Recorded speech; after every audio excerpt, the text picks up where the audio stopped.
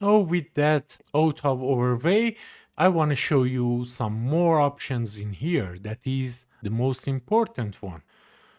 So if you go down, you can see we can have tooltip text. So for example, whenever we hover over it, it will tell us something. Tell us something, for example.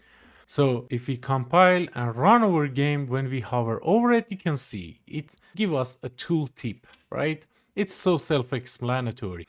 Next option, do you want it to be enabled or not? If you put is enabled to false, again, compile and run. No, you can see, you can click on it. It's disabled. It is there, but it is disabled. Again, let's just enable it and go to visibility. In visibility, you can tell it, do you want it to be visible or hidden or collapse, right? So if you put the hidden in there and run our game, you can see the button is not there anymore. And the collapse is like the hidden, but in it makes sense when you use a, for example, the horizontal box or grid. Okay, so don't worry about it, just make it visible for now.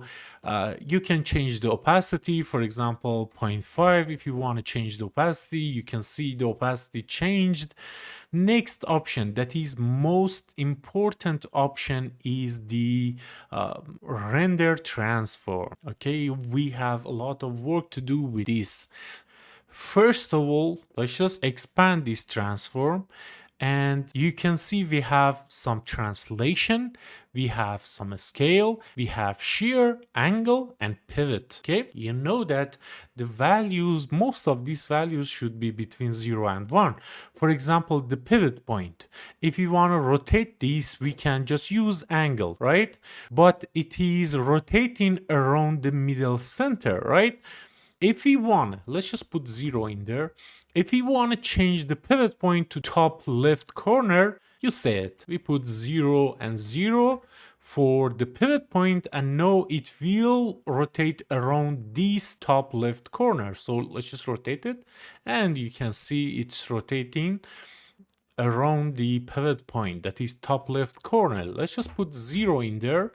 We can change the scale like this, but bear in mind this scale is not this size. Okay, this size is for UI, but this scale is render scale. Just play with it. You can see the text is not okay now, it's smooshed, right? So let's just put 1 in there. You should know that you can change the scale in render transform as well.